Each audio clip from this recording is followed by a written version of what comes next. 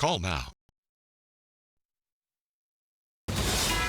NBC4 News at 11 a.m. starts with breaking news. That breaking news at 11, a historic deposition. Former President Bill Clinton is speaking with a congressional committee today. It's part of the ongoing investigation into the late sex offender Jeffrey Epstein. Good morning, everyone. Thank you for joining us. I'm Annabelle Sedano. So this comes just one day after his wife, former Secretary of State Hillary Clinton, answered questions from those same lawmakers. Clinton is the first former president to testify before lawmakers in more than 40 years. Pictures of him have turned up several times in the Epstein files, but none of them suggest any wrongdoing. Clinton told the House Oversight Committee that he saw nothing and did nothing wrong. And in a prepared opening statement posted on X, Clinton added, "As someone who grew up in a home with domestic abuse, not only would I not have flown on his plane if I had any inkling of what he was doing, I would have turned him in myself." Yesterday, Ms. Clinton deferred a lot of questions to her husband today. There were at least a dozen times when she said, "You'll have my husband that. I can't."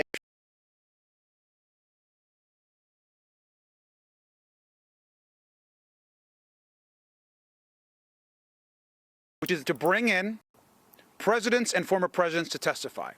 So we're once again going to make that call that we did yesterday. We are now asking and demanding that President Trump officially come in and testify.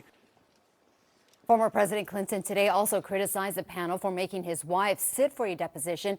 She testified that she did not remember ever meeting Epstein. In about 90 minutes, there will be another high-stakes meeting about the future of Superintendent Alberto Carvalho. The LA Unified School Board will meet behind closed doors at 12:30. The board also met yesterday but didn't announce anything. So this comes after the FBI searched the superintendent's office and home in San Pedro on Wednesday. You may remember this, so no one is saying what kind of investigation is taking place.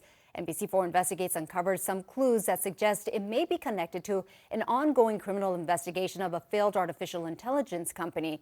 And here's Carvalho at a press conference a couple of years ago promoting the company's AI chatbot nicknamed Ed. Ed does everything. We'll wake you up in the morning, whatever language you want. We'll tell you what's for breakfast and lunch at school. We'll tell you how long the bus will take before it comes to get you. Months later, the company was bankrupt and its owner was indicted on federal fraud charges. In the bankruptcy filing, a woman named Deborah Kerr claimed the company owed her more than $600,000. Her home in Florida was also searched this week. We'll let you know the latest as soon as we get an update on this investigation. Meantime, we're tracking what could be record-breaking heat across Southern California today. Take a look. Yeah, it's hot outside. It's going to feel so warm no matter where you're at. We have team coverage. NBC4's Annette Arreola is in Alhambra. But first, let's get started with meteorologist Kelly Moody. She's here. She's tracking those conditions for us. Hey, Kelly. I like the sound of those ducks out Me where too. it is. That sounds fun. We need some in-house entertainment like that.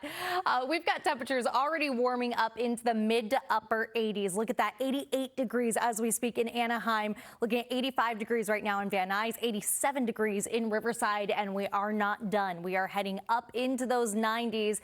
And we are heading into record territory. Riverside, Anaheim, Pasadena, and Burbank, all spots where we easily could be breaking previously set records that were hanging out in the mid to upper 80s. Today, we're expecting to be into the low 90s. So expect some warm temperatures out there. But here's a little bit of good news if the heat's just not for you. As we look ahead toward your Saturday and Sunday, a lovely weekend with some falling temperatures. A little bit of a breeze out there, nothing too significant, just enough of that onshore flow to knock those temperatures back down into the 70s for the most part, but still holding on to some 80s for some areas as we continue into your Saturday. We'll continue with that cooling process into your Sunday, keeping it in the 60s for our mountain communities. It gets even a little bit cooler as we look toward the start of next week. I'll have a look at that and some of the dynamics at play that are to cause some of these changes. That'll be coming up in the next few minutes. Annabelle? All right. Thank you so much, Kelly. Well, the warm weather combined with all of our recent rain could set the stage for a big increase in mosquitoes. NBC4's Annette Arreola is live in Alhambra with what we can do about it. Annette, I'm also hearing those ducks out there. How far away are they? They're not too far. They want to be the star of the show out here, but we're not here for ducks. We're here for those little pesky flying insects. Now, right now, temperature is hovering in the low 80s. It actually feels a little bit warmer than that. And if you are tempted to go outside, let me tell you, you will have plenty of company. You will not be alone because experts are telling us that they are seeing a boom in mosquitoes. Now, right now, mosquito season usually starts around April, going all the way through October. But this year, it's actually starting earlier. Experts say that because of the back and forth with the storms, the standing water, and now the warm up, all of that creates ideal breeding grounds with mosquitoes able to hatch in as little as 5 to 7 days. Now, again, mosquitoes carry several diseases such as West Nile virus and dengue, and that is why local officials want everyone to understand that it isn't just large ponds or pools that we should be worried about. It could be something as small as a puddle in your backyard that can lead to something bigger. Take a listen.